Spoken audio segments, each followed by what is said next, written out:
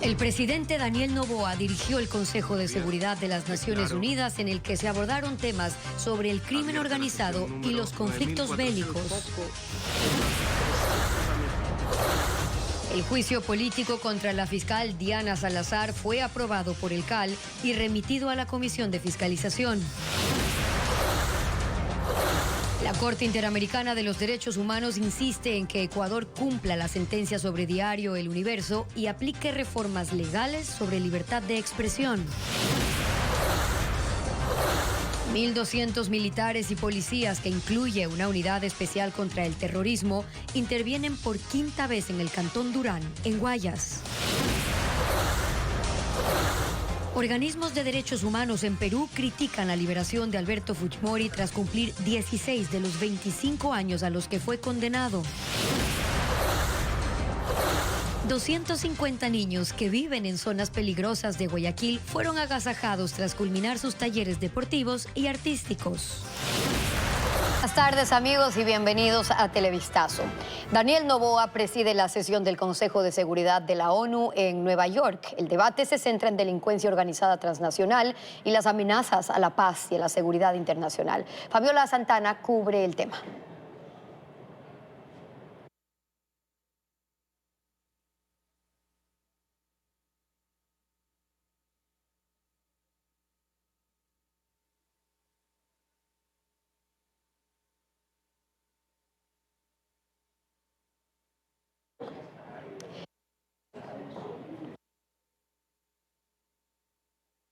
En breve venimos con ese tema. Mientras tanto, les contamos que los guardias de seguridad solo podrán actuar en delitos flagrantes como apoyo a la policía. Así lo establece la Ley de Vigilancia y Seguridad Privada, aprobada en la Asamblea. Adriana Bermeo nos trae ahora esos detalles. Los guardias de seguridad podrán actuar para detener actos delincuenciales cuando se trate de delitos flagrantes en su zona de responsabilidad. Así lo establece la Ley de Vigilancia y Seguridad Privada, aprobada esta semana en la Asamblea Nacional.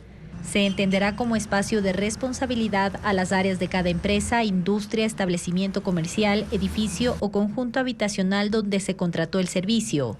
Este es el único caso en el que el personal de seguridad podrá actuar sin la presencia de la Policía Nacional. Si hay un delito flagrante e ingresan a robar un domicilio donde hay seguridad privada, los guardias pueden actuar a controlar a quienes estén efectuando el delito y posteriormente notificar a la Policía Nacional para que actúe en el debido proceso. El documento establece que los guardias privados también deberán proceder de manera preventiva y alertar a la policía o al ECU 911 cuando sospechen del posible cometimiento de una infracción que ponga en peligro a los ciudadanos o sus bienes. En el Ecuador hay 100.000 personas que trabajan como guardias de seguridad. Alrededor de 65.000 están certificadas y registradas en el Ministerio del Interior, y son ellos los que podrán actuar en función de lo dispuesto en el proyecto de ley aprobado. En abril de este año, el expresidente Guillermo Lasso ya dio estas atribuciones a los guardias de seguridad mediante decreto ejecutivo. La categoría de ley permitirá reglamentar la normativa y no podrá ser derogada por el presidente de la República, solo modificada o eliminada en la Asamblea Nacional. Retomamos el tema de la sesión del Consejo de Seguridad de la ONU en Nueva York, que es presidida por el presidente Daniel Noboa, y un debate que se centra en temas de delincuencia y seguridad. Fabiola Santana ahora. El jefe de Estado, Daniel Noboa, preside la sesión del Consejo de Seguridad de las Naciones Unidas en su sede en Nueva York. Declaro abierta la sesión número 9497 del Consejo de Seguridad. En el orden del día provisional para esta sesión figura el siguiente tema: amenazas a la paz y la seguridad, delincuencia organizada transnacional, crecientes desafíos, nuevas amenazas. Después de 31 años, el país volvió a ocupar este organismo. No es usual que un jefe de Estado presida la sesión del Consejo de Seguridad. Generalmente lo hace el canciller de la República. Noboa explicó el porqué de la decisión. He querido venir personalmente a este consejo para reiterar el compromiso de mi gobierno con la búsqueda de la paz, que pasa por las amenazas que estamos sufriendo dentro de nuestras fronteras. Para mi gobierno y para mí personalmente existe una deuda pendiente, ya que dentro de las mismas elecciones tuvimos a un candidato presidencial que fue asesinado. Asimismo, en 2 caravanas tuvimos ataques armados y casi todos los días por los últimos 60 días hemos tenido amenazas de muerte, asimismo nuestros ministros y sus familias. Este organismo para el tratamiento de conflictos está integrado por 15 países, entre ellos Estados Unidos, Rusia, China, Francia, Reino Unido y Brasil. Y es una reunión de alto nivel donde también interviene el secretario general de las Naciones Unidas, Antonio Guterres. El Consejo de Seguridad ha reconocido desde hace tiempo el peligro que supone el crimen organizado para la paz y seguridad internacionales. Los grupos criminales no entienden de fronteras. Hay que dar a esto una respuesta global. Noboa es el encargado de leer el orden del día, dar la palabra a los que intervienen en la sesión y moderar el debate, pero también hizo una declaración en nombre del Ecuador. La delincuencia organizada transnacional ha causado más muertes que muchos de los conflictos mundiales de los últimos 20 años juntos. El Ecuador, que por mucho tiempo ha sido considerado como un país de paz, ha visto en los últimos años un incremento de la violencia sin precedentes. El crimen transnacional demanda una contundente y oportuna respuesta transnacional. Por eso una de las prioridades de mi gobierno es el apoyo a la cooperación internacional, así como el despliegue de todos los esfuerzos necesarios en nuestras zonas fronterizas, el interior del país para hacer frente a todas las manifestaciones de violencia. La presencia de Noboa coincide con la presidencia rotatoria del Consejo de Seguridad que Ecuador ocupa este mes. Se prevé que la sesión se extienda hasta la tarde. Antes, Noboa se reunió con Guterres y no se han hecho públicas otras actividades del mandatario, que tiene previsto viajar a Argentina este domingo para la posesión de su homólogo Javier Milei. Con esto, el presidente de la República, Daniel Noboa, realizó su primer viaje internacional a 2 semanas de asumir el poder. Hoy hubo plantones de pensionistas del Instituto de Seguridad Social de las Fuerzas Armadas para exigir el pago de noviembre. A Quito llegaron delegados de distintas ciudades y se concentraron en la Plaza de la Independencia. Paul Romero con ese informe. Aquí estamos en defensa de nuestras pensiones. Son militares en servicio pasivo que pertenecen al Instituto de Seguridad Social de las Fuerzas Armadas, ISFA. Se concentraron en la Plaza Grande, frente al Palacio de Carondelet, para exigir al gobierno que cancele el aporte estatal para el pago de sus pensiones. Los delegados de distintas asociaciones llegaron a Quito para expresar su inconformidad ante el retraso del ISFA en los depósitos de las pensiones correspondientes a noviembre. Ya estamos 7, a los compañeros policías ya le pagaron el servicio pasivo, solo a nosotros no nos pagan, y vean ahí los compañeros, están aquí porque necesitan. El Estado contribuye mensualmente con $43 millones para 46,000 militares retirados. Esto representa el 60% del monto total que requiere el ISFA para los pensionistas. Casi todos personas de la tercera edad que requieren estos recursos para cancelar la vivienda, alimentación, salud. Nosotros somos los que hemos luchado en el 95 en la guerra y ve a los compañeros cómo nos encontramos aquí con enfermedades catastróficas que hay. ¡Que no paguen el sueldo! Los plantones se realizaron en varias ciudades, entre ellas Guayaquil, en donde se concentraron en los exteriores de la sucursal del ISFA. Los directivos del instituto no se han pronunciado sobre estas jornadas de protesta. El último comunicado lo emitieron el 1 de diciembre, en donde señalaron que han gestionado con el Ministerio de Finanzas la asignación de los recursos correspondientes a las contribuciones del Estado, pero que no han recibido la transferencia. El expresidente de Perú, Alberto Fujimori, ya cumplió 18 horas libre luego de que saliera de prisión tras la decisión del Tribunal Constitucional. Y esto en medio de la crítica de organismos defensores de los derechos humanos, pues solo cumplió 16 más bien de los 25 años que correspondían de condena. Alberto Fujimori dio un fuerte abrazo a sus hijos al salir de la prisión de Barbadillo.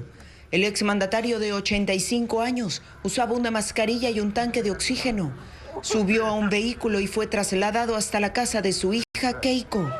En el trayecto, decenas de sus partidarios coreaban su nombre. La residencia ahora permanece rodeada de un dispositivo policial ordenado por el gobierno.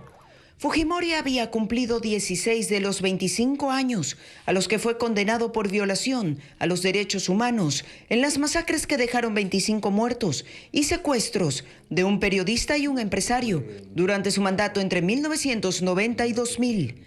En diciembre de 2017, el expresidente Pedro Pablo Kuczynski decidió otorgarle un indulto humanitario, una acción que no se concretó y que fue bloqueada por la Corte Interamericana en virtud de la gravedad de los cargos contra Fujimori. Pero ahora el Tribunal Constitucional validó el indulto y ordenó su excarcelación, medida que ha sido criticada por organismos de derechos humanos que alegan que la libertad del expresidente es darle la espalda a las víctimas inocentes y que interpondrán nuevos recursos para revertir esta decisión. La fiscal general de Perú, Patricia Benavides, estará suspendida durante 6 meses debido a una investigación en su contra por supuestamente dirigir una trama de tráfico de influencias para el nombramiento de fiscales y otros funcionarios. La Junta Nacional de Justicia tomó la decisión. 3 colaboradores cercanos a la fiscal ya fueron detenidos. El caso contra Patricia Benavides ocurre en medio de una pugna con la presidenta Dina Boluarte, a quien la fiscal ha involucrado en el caso por la muerte de 50.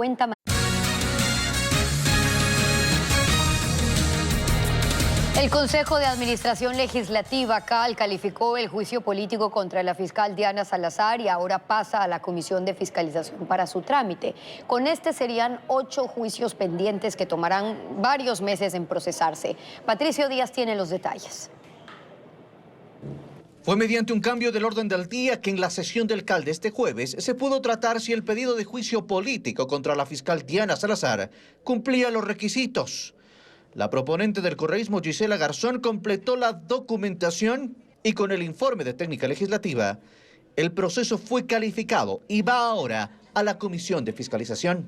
Se ha verificado en la reunión del CAL que se ha subsanado la prueba y entonces entra a trámite como cualquier otro juicio y vuelvo y repito, en el orden al que ha sido presentado.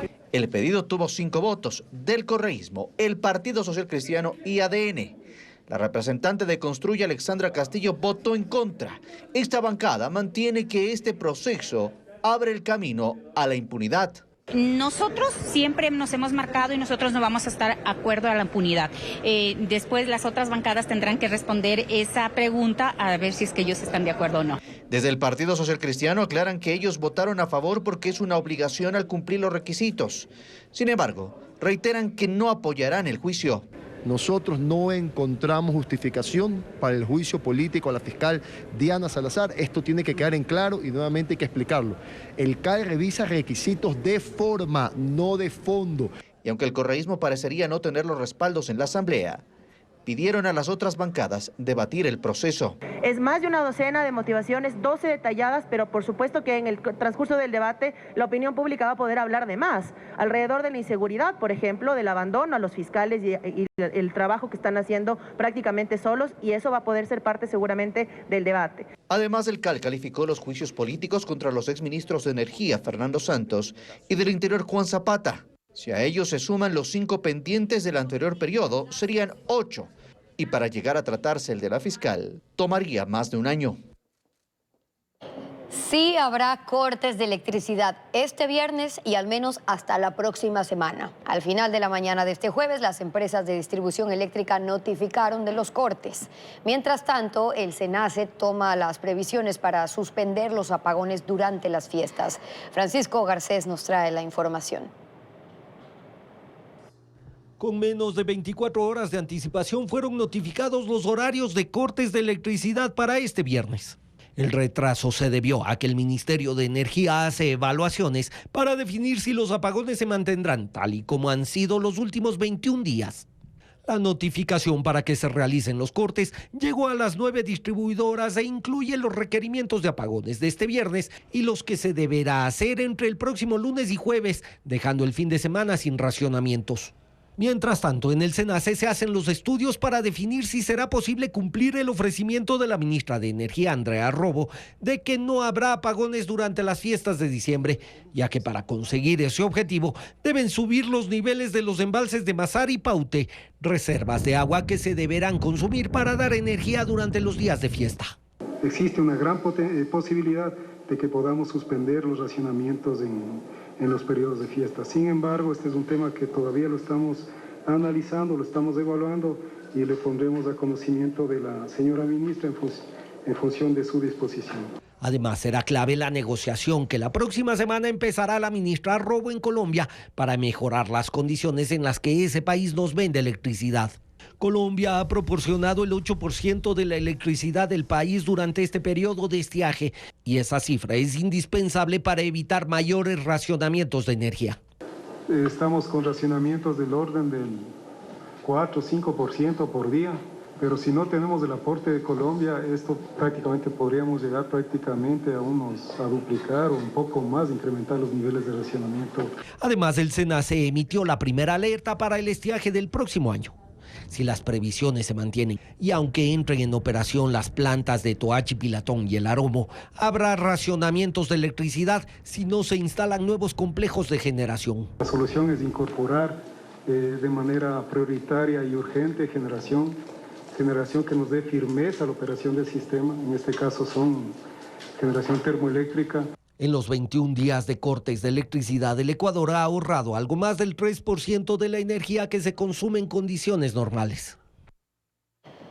Las deudas del Estado ecuatoriano bordean los 4.000 millones de dólares. Hay rubros pendientes a los municipios, pago de sueldos, alíes, intereses de deuda y más. Luis Alfredo Zúñiga con el detalle. En 9 días el gobierno tiene el reto de pagar el 13º sueldo a los trabajadores del sector público. Pero hay dinero. Las deudas que se arrastran suman 2.967 millones de dólares y para intentar cubrirlos se ha enviado el proyecto económico urgente a la Asamblea. Además, se busca la ayuda de organismos multilaterales y del sector privado local. El secretario ejecutivo del Observatorio de la Política Fiscal, Jaime Carrera, señala que hay pagos pendientes a municipios, sueldos de la función pública e IES. Los salarios y bonificaciones a la función pública suman 279 millones. Deudas por bienes y servicios, 347 millones. Inversión en bienes y servicios, 55 millones. Por el 40% de pensiones para el Seguro Social, 1.039 millones. Al ISFA, 34 millones. ISPOL, 53 millones. A municipios adeudan 908 millones. Intereses por deuda externa e interna son 40 millones. Pago de inversiones en obras públicas, 84 millones. Beneficios a jubilados del sector público, 37 millones. En otros gastos corrientes, 16 millones. Y otras transferencias de capital, 6 millones de dólares. Pero eso no es todo. Desde el Observatorio de la Política Fiscal señalan que hay que sumar 1.016 millones pendientes de años anteriores. Y con esto, las deudas del Estado ascienden a 3.983 millones de dólares. El proyecto económico urgente que ya está en la Asamblea generaría apenas 832 millones. Para María Paz Gervis, presidenta de la Cámara de Industrias y Producción, estas no dejan de ser medidas parche. Es tapar parches. Y adicionalmente se piensa en los próximos 3 meses, en los próximos 12 meses. La pregunta es, ¿qué viene después? ¿Qué viene para 2025? Considerando que para el Ecuador el crédito es escaso y es muy caro. El sector privado señala que para obtener ingresos es necesario dirigir la mirada hacia los subsidios y los evasores de impuestos. Y por quinta ocasión, el Cantón Durán es intervenido por policías y militares. Una estrategia con la que el gobierno anterior ya intentó reducir la criminalidad. De interés desde el primer día con ahorro flexible de Banco Pichincha. Una persona falleció en El Oro por la explosión en una bodega donde se almacenaba pólvora y otros explosivos usados para la minería en el cantón Portobelo. Habitantes grabaron el estallido y la columna de humo. Bomberos y otras entidades atienden el incidente y la bodega quedó destruida. En Carchi, 3 personas fueron detenidas por robar 4 llamas del área protegida La Esperanza, según la policía. Los sospechosos transportaban a los animales la noche del miércoles en el balde de una camioneta cuando fueron capturados por los agentes. Por las condiciones en las que eran trasladadas, una murió. Las otras 3 llamas fueron liberadas en el páramo, su hábitat. El Estado ecuatoriano no ha cumplido con la totalidad de la sentencia emitida por la Corte Interamericana de Derechos Humanos en el caso El Universo. El organismo dispuso que a la brevedad posible se hagan las reformas legales necesarias para que no se penalice la opinión sobre funcionarios públicos. Nos informa Jacqueline Rodas. En noviembre de 2021, la Corte Interamericana de Derechos Humanos condenó a Ecuador por el caso El Universo y ordenó varias medidas de reparación que ya se han cumplido, excepto una. El Estado aún no reforma las leyes para evitar que se repitan denuncias penales de funcionarios públicos en contra de ciudadanos o medios de comunicación que los critiquen. El organismo acaba de emitir una resolución en la que dispone a Ecuador que a la brevedad posible adopte medidas legislativas que garanticen la libertad de expresión, eviten la judicialización de la opinión y que se busque vías alternas a la penal para la protección del honor de autoridades de gobierno o funcionarios públicos que se sientan afectados. En concreto, la Corte se refiere al delito de calumnia y la contravención por emitir expresiones de descrédito y deshonra que siguen vigentes en el Código Orgánico Integral Penal y se sancionan con prisión. En el caso El Universo, en 2011 el expresidente Rafael Correa demandó al medio, a sus propietarios y al periodista Emilio Palacio por una columna de opinión. Fueron sentenciados a 3 años de prisión y una millonaria indemnización. El fallo desató un escándalo a nivel mundial y en febrero de 2012, Correa les perdonó. Una década después, Ecuador fue condenado por ese hecho al pago de $400,000 a las víctimas, por violar sus derechos a la libertad de pensamiento y expresión y a las garantías judiciales y protección judicial. La Corte Interamericana constató que el Estado ya cumplió con la reparación económica, con el plan de capacitación a la función judicial y la publicación de la sentencia. Sobre el punto pendiente, Ecuador tiene hasta marzo de 2024 para enviar un informe de cumplimiento. El secretario general de Naciones Unidas presiona para un alto al fuego definitivo en la guerra entre Israel y Hamás. Ha invocado un artículo excepcional de la Carta Constitutiva de la ONU, señalando que el conflicto amenaza el mantenimiento de la paz en el mundo. La ONU advierte del colapso humanitario en Gaza ante la expansión de los ataques de Israel. El secretario general Antonio Guterres invocó el artículo 99 de la Carta Fundacional de Naciones Unidas, que le permite llamar la atención del Consejo de Seguridad sobre cualquier tema que, en su opinión, amenace la paz y seguridad en el mundo. Guterres ha dicho que la guerra de Israel contra Hamás puede extenderse al resto de la región e involucrar a otros países. En su escrito alude a los 16.200 fallecidos desde el inicio de los bombardeos. Es la primera vez desde que comenzó su mandato en 2017 que Antonio Guterres invoca este artículo en un afán por lograr un cese al fuego definitivo y entregar más ayuda a los civiles palestinos, pues la que esporádicamente llega a través del paso fronterizo de Rafah es insuficiente. Pero esta petición dio lugar a un nuevo enfrentamiento con el embajador israelí ante Naciones Unidas, Eli Cohen, quien aseguró que el pedido de Guterres llevaría a que se mantenga el reinado de terror de Hamás y se convertiría en un respaldo a los asesinatos y secuestros.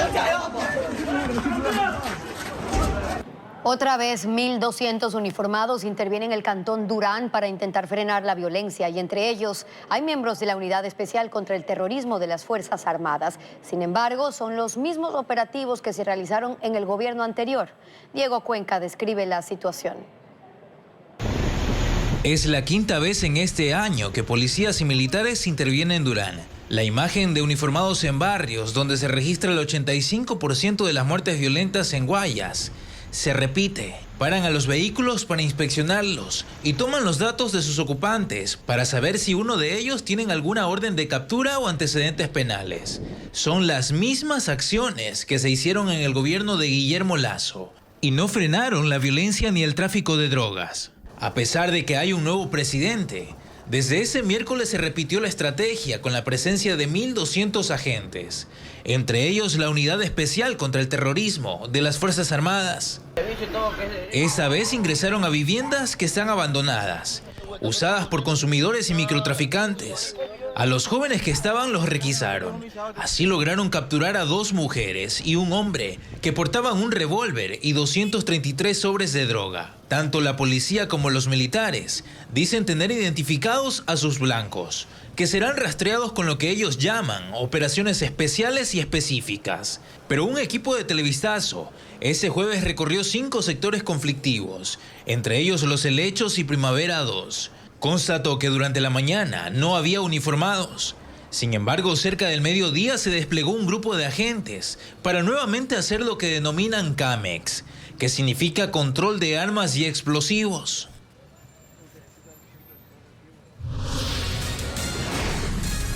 Con talleres, deporte y más, 250 niños de las zonas más peligrosas de Guayaquil se alejan de la violencia. En breve, más de estos programas.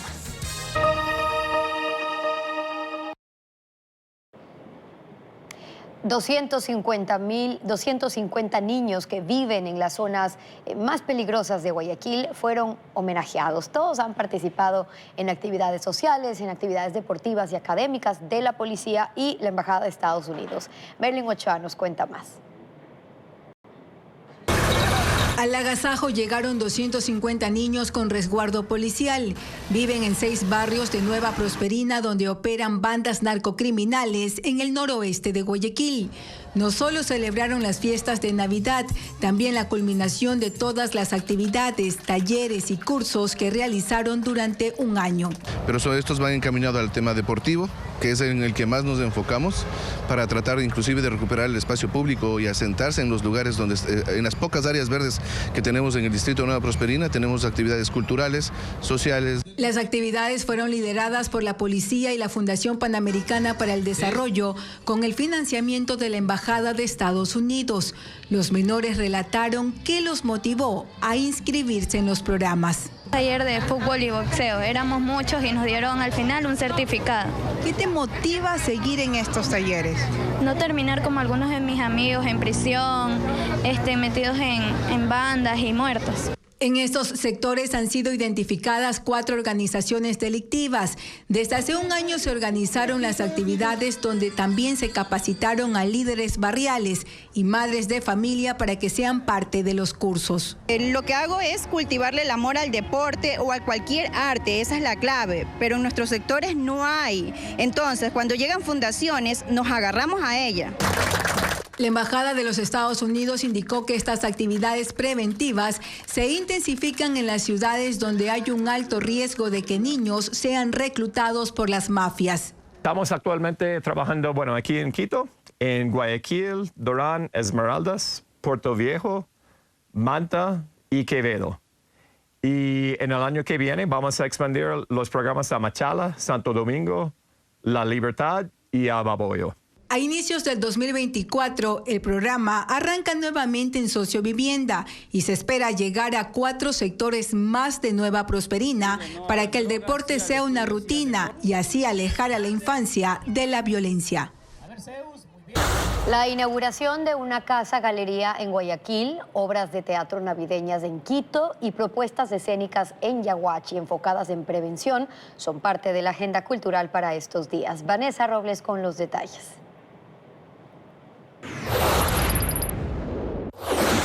...500 piezas entre pinturas, dibujos y esculturas se exhiben en la Casa Galería Urquizo Guevara en Urdesa Central, norte de Guayaquil. Un espacio cultural de entrada libre que se inaugura este 13 de diciembre en homenaje póstumo al artista Francisco Urquizo. Entre sus más relevantes obras está la colección Las Pupilas del Alma y los 22 arcanos mayores del tarot. Esta última será enviada al Museo Bellas Artes de Asturias en España.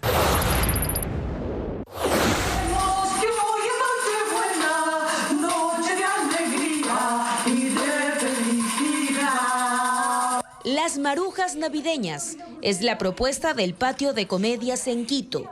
Las damas del comité se reunirán para un agasajo, pero tienen problemas para completar el pesebre. En esa puesta en escena, Juana Guarderas y Elena Torres interactúan con el público por cerca de 1 hora. Las funciones serán a las 7 de la noche a partir de este fin de semana hasta fin de mes. Pilas con el niño es la obra teatral del grupo Ellos. Durante 45 minutos, la comedia relata la historia de un vecindario que se prepara para la llegada de este fenómeno natural. Al final, el personaje principal, el niño, aparece en forma de nube y con agua, destruyendo las zonas de quienes no lo tomaron en serio. Este viernes, la función será en Yaguachi y el lunes en Guayaquil. El Metro de Quito ya recaudó más de $500 000 en sus primeros 7 días de funcionamiento. Pero ¿cuál es el ingreso que se necesita para operar? Carla Delgado conversó con el gerente del Metro y nos amplía. Desde el 1 de diciembre, el Metro de Quito realizó 700.000 viajes.